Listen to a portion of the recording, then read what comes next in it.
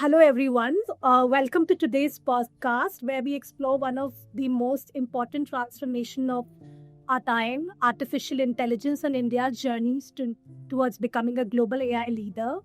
Today, India stands at a unique moment with a thriving digital public infrastructure, a young and ambitious population, and a bold vision of AI in India for India. Our country is moving from being an early adopter to actively shaping the future of responsible and inclusive AI. To help us unpack this journey today, we are privileged to be joined by Shri Abhishek Singh, IAS, Additional Secretary at the Ministry of Electronics and IT, CEO of India AI Mission, and one of the most influential voices in India's digital governance ecosystem.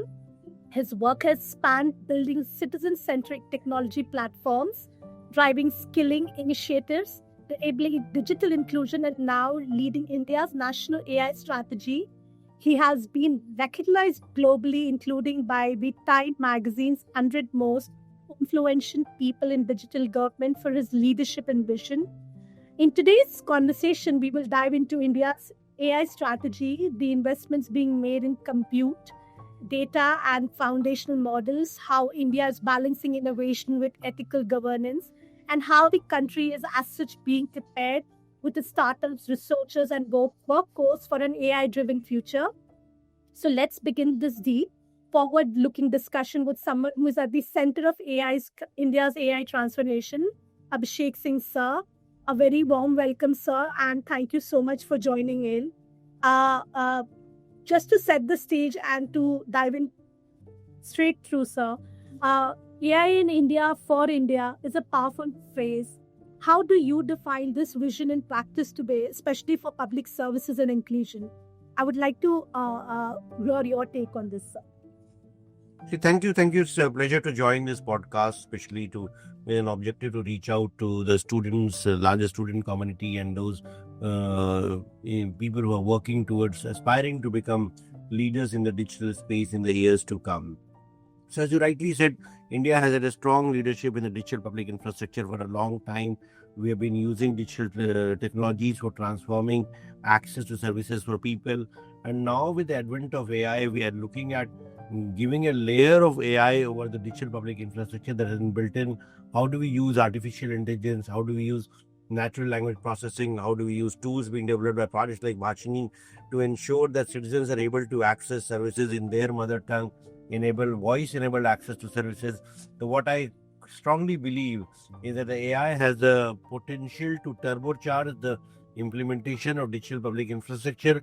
I look at it as a digital public infrastructure raised to the power of AI, symbolically and literally, and the power of artificial intelligence, the power of Gen AI, the power of natural language processing, ensuring that more and more people are able to access digital services. To that extent, AI has the potential to transform the way we deliver services, the way people access public services, and the way we kind of implement various programs and schemes in the country. So, having said that, what do you think, what could be the three biggest strategic priorities for the India AI mission this year, sir? Like our biggest priorities are to ensure that we are able to scale up solutions.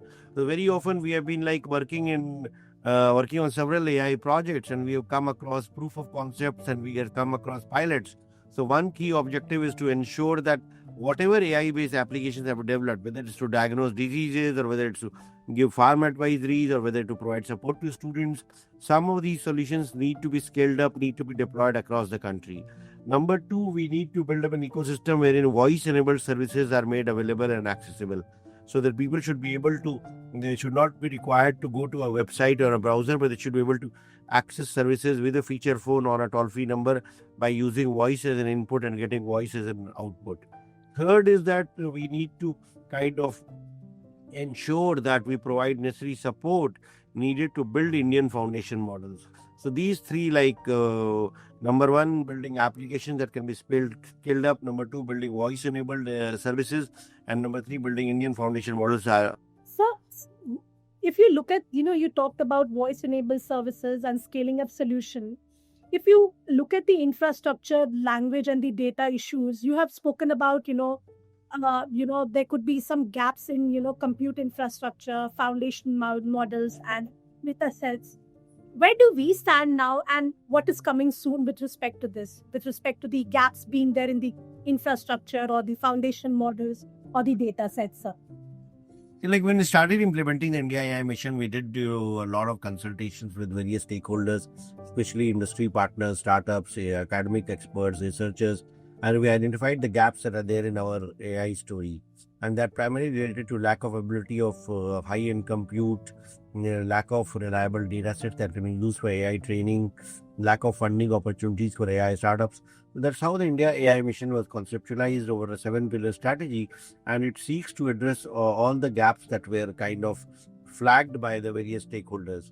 Number one, of course, is availability of compute. To some extent, we have been able to resolve that by making available 38,000 GPUs today, which are accessible at a very reasonable average cost of rupees 65 per GPU per hour. That's startups and researchers can access. So that's being resolved to some extent, but as we go forward, we'll need many more GPUs if we are to do inferencing at scale. Number two was about availability of data sets. So for that, we have built the AI Coach platform, which has got data sets from both public sector and private sector. Almost 3,500 data sets are there, which can be used by AI developers and model trainers for building applications or for training models. In addition, we are also funding foundation models. We are supporting 12 projects which are trying to build LLMs and SLMs, and we hope that very soon we'll have an Indian foundation model that we can use and be proud of. Then we are also supporting application development in a big way. We do realize that ultimately citizens will benefit only when we have robust AI application that can be deployed at population scale. We have 30 applications that we shortlisted through an innovation challenge, and as we go forward, we'll be trying to identify many more similar applications in various domains. In addition, we are providing support for startups at all stages, at the pre-seed stage, the seed stage, through an accelerator incubator model and through a fund of funds models. For skilling and talent, even though we are quite strong in talent, in AI talent based on various indicators, whether it's the Stanford AI Index, which rates India as the number one in AI skill penetration, or if you look at the GitHub AI repository, India is among the top contributors of AI projects on the GitHub repository. But still, we do believe that if we are to retain this skilling advantage, we'll need to provide support for the long run. Towards this objective, we are providing fellowships to students who are taking up AI projects at undergraduate level, at the postgraduate level, and the research level. And these fellowships are available across domains. They are not limited to engineering or science. They are available to even medicine students, law students, commerce, liberal arts.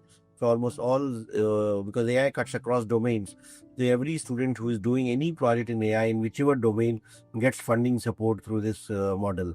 Then we are also setting up data labs across the country, which will help train youth into becoming data scientists, data annotators, data analysts, and that will ensure that we'll be able to get the jobs that will arise in this sector. Then the other key segment whenever we talk about AI is how do we ensure responsible, safe, trustworthy adoption of AI. Toward this objective, we are supporting development of tools that can ensure safe and trustworthy development of AI, and a safe and trusted pillar of India AI mission. We set up the AI Safety Institute, which is working with research institutions to develop tools for bias mitigation, tools for ethical AI certification, tools for anonymization, tools for privacy preservation, tools for machine learning, tools for detecting deep fakes, and tools for labeling AI generated content. So what this whole 7-pillar strategy ensures that we are able to address the gaps that exist in our AI story and leverage the strength and the potential that we have, which is primarily of AI talent, and ensure that we are able to catch up and leapfrog with the best in the world, whether it's companies from China or the US. We'll be able to, with this support, we'll be able to in due course be able to compete with the best globally. So that's a very detailed and a very calibrated approach that you've outlined, and thank you so much for that. I would like to shift a little bit focus from here to the language part of it. We know that India is multilingual and we are extremely voice driven. How do you see that AI is being steered toward voice and the local languages to expand the digital inclusion? Because we have so many languages being spoken in our country, sir. how is AI being tailored into it, sir, to ensure that everybody is included in this? See, as you know, India is a diverse country. We have 22 official languages. We have multiple dialects. And in order to ensure that everyone is able to access services, we need to ensure that availability of public services in not only all Indian languages, but more importantly, voice-enabled services. Artificial intelligence has the potential to enable this.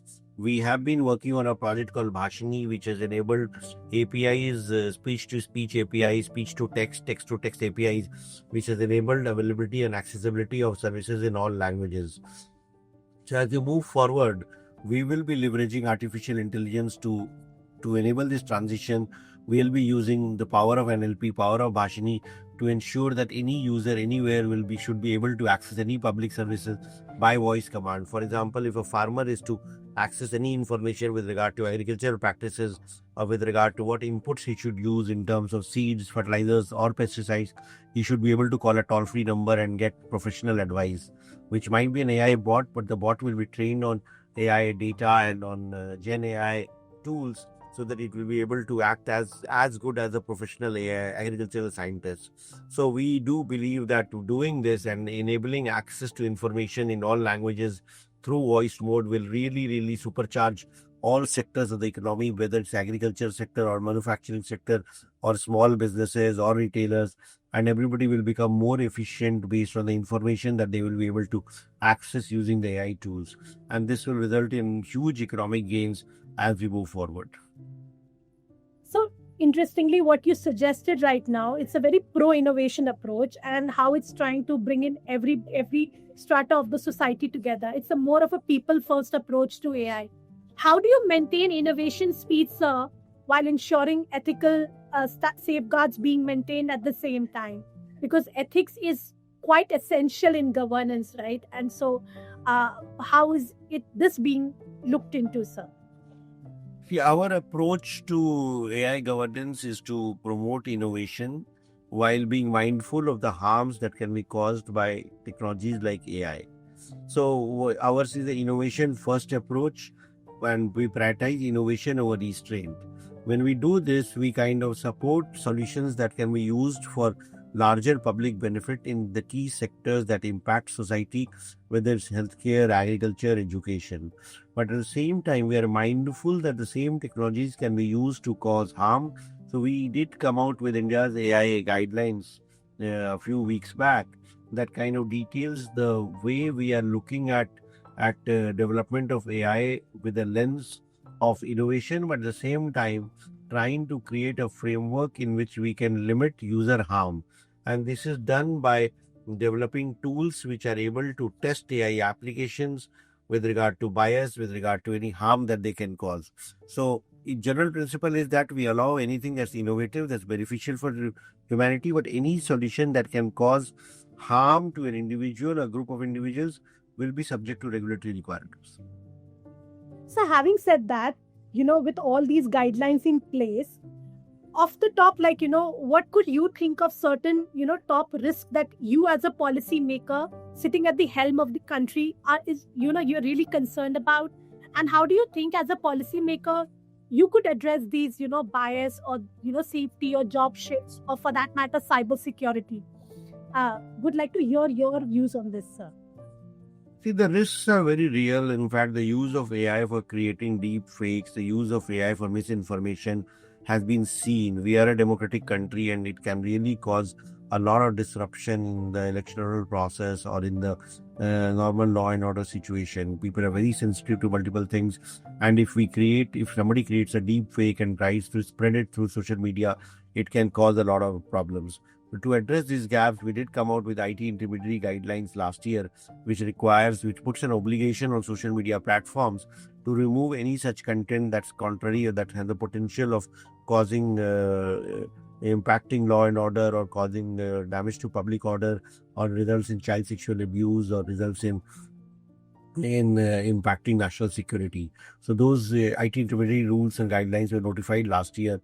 And in addition to this year, we have come out with a draft regulations which require all AI generators to label AI generated content, so that in case I'm having using an image, or I'm using a video, or I'm using an audio that's AI generated, then I have to let the user know that this is AI generated content. Because otherwise, if that is not done, then the gullible people in the rural areas who do not understand what artificial intelligence is, can be misled, and this can cause serious problems. So we do believe that having regulatory safeguards, having guardrails to ensure that AI is deployed more for the benefit of people and less for causing harm is something that we would like to push for.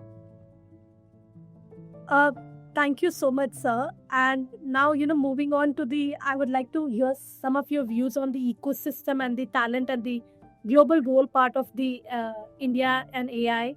How do you think is the government, enabling the research and development and access to GPUs and patient capital to build world-class India AI startups?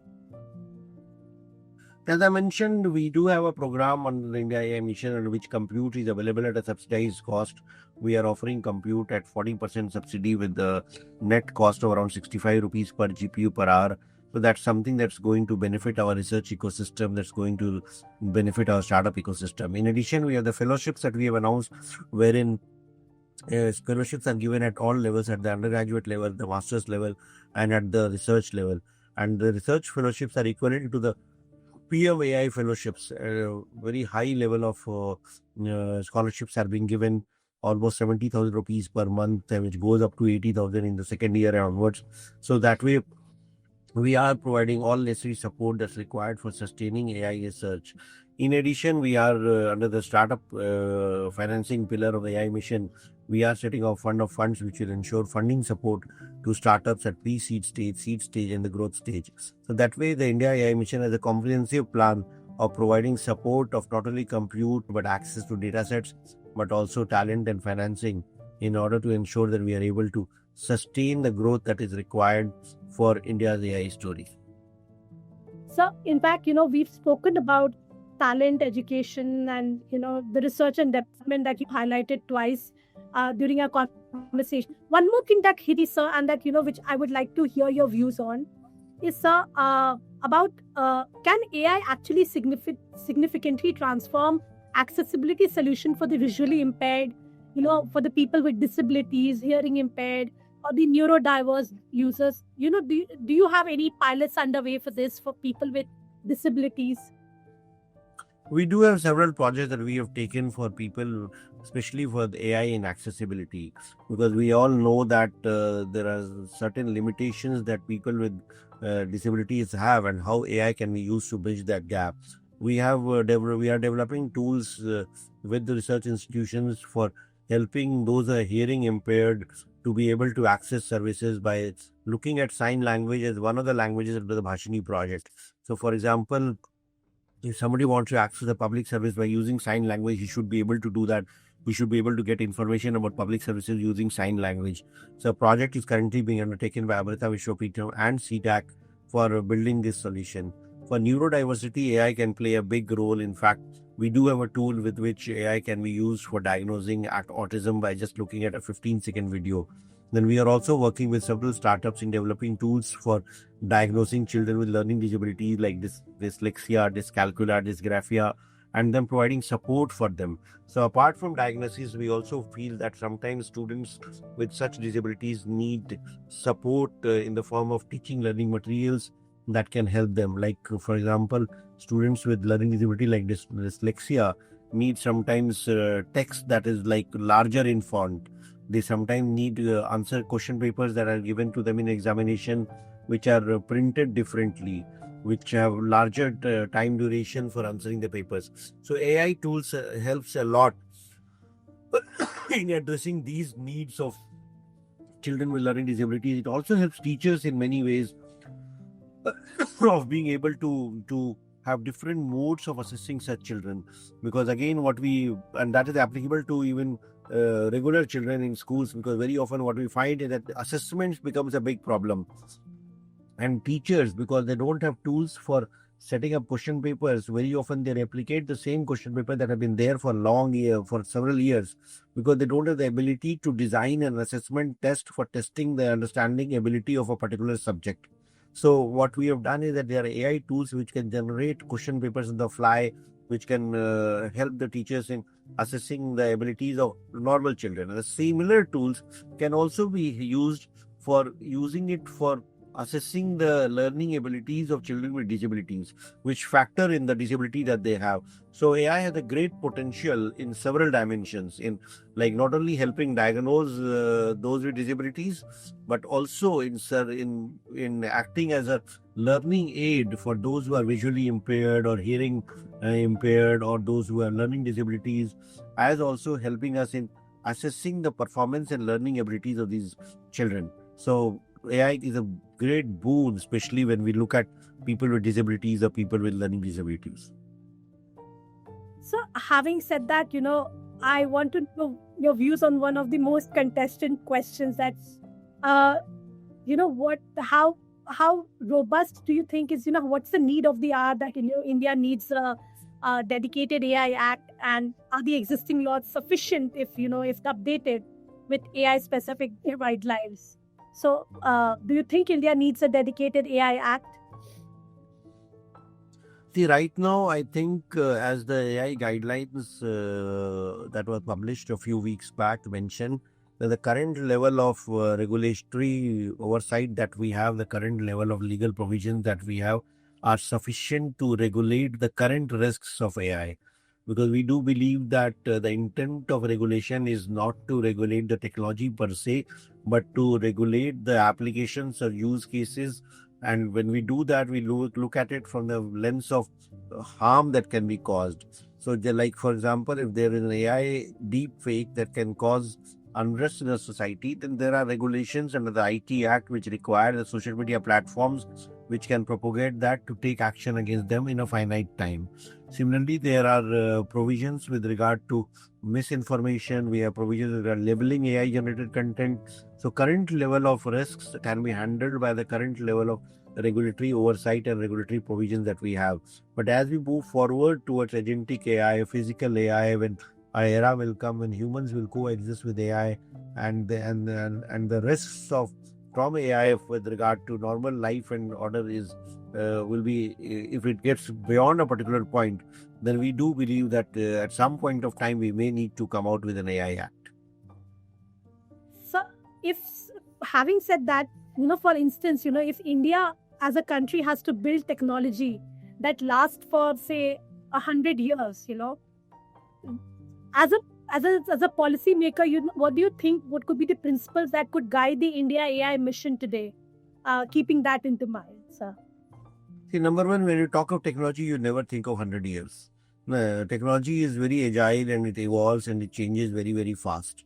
In fact, even if you just look back, not only 100 years, you look back 10 years back or 20 years back, one would not have imagined with regard to the kind of technological innovation and development of solutions and products that we are seeing today. So in technology, the best thing is to keep pace with the way the technology is is evolving. Best way to is to be an agile in looking at the impact the technology is making, and come out with regulations and provisions which enable both, which enable innovation and has also restrict the harm that can be caused. India also has a big advantage in building products and trying to take a big market share of the way the technology is evolving. And if we have regulatory safeguards that are excessive, then it might limit the growth of Indian companies and Indian startups. So we have to realize that if we have more regulations, ultimately it benefits the big tech because they are able to meet it easier. They are able to defend themselves in laws, and if required, they are able to pay fines also. But if we have the same high level of regulatory requirements for smaller companies and startups, then we will limiting the growth of our own companies, which will not be beneficial for the country in the long run. So we have to do a balance between ensuring that we limit the harm that can be caused by technology and the benefits that it can help accrue to the economy and to the society. Thank you so much, sir. So another one question that I want to ask you, one is on data. That because data is the oil, the new oil, which runs so many systems, so many functions in the economy today. we know that copyright and licensing are becoming complex. How do you think is India approaching the legality of training data for the Indian AI developers, given that it is so crucial in AI, sir? feel like the Copyright Act was, of course, enacted much, much before AI came in. And ultimately, what is required for AI, if AI systems are to be unbiased, if AI systems are to be more fair, if AI systems are to be just, then the AI training models should have access to all the data that is possible. And that would include both copyrighted data and not copyrighted data. Because if we do not provide text and data exemption, mining exemption to copyrighted data, then the model training will be incomplete and inadvertent bias will come in. So on one hand, to have unbiased AI models, you need to provide access to copyrighted data along with non-copyrighted data. But on one hand, that is the requirement. On the other hand, the very principle of copywriting means that there should be some revenue sharing, there should be some rights that accrue to people who have the copyright. So again, the right of people to get a revenue share for the copyrighted data is also well established. So what we need to do is to have a balance between these two policy requirements. One, to have access to all data for balanced model training, and number two, to provide revenue share to those who are having copyrights for their content in a form which can be there. So there is a committee in the the DPIT, Department of Promotion of Industry and Investment and Technology. So they are working on a very interesting, innovative formulation which will allow meeting both these requirements. On one hand, providing TDM exemption, which will allow access to all data for training models. On the other hand, coming out with a framework in which revenues that accrue are also shared with those who have copyright. So that is what we need to do. That is what we need to, the principle that we need to evolve. Thank you so much, sir. So one last question, that I want to ask you. It's a personal leadership question that you would want the viewers to hear from you. Is that what has been your biggest challenge in building consensus for a national AI mission, and what keeps you personally motivated on an everyday basis, sir? See, the opportunity to be able to drive change, the opportunity to kind of use technology to help our country move forward, the opportunity to build institutions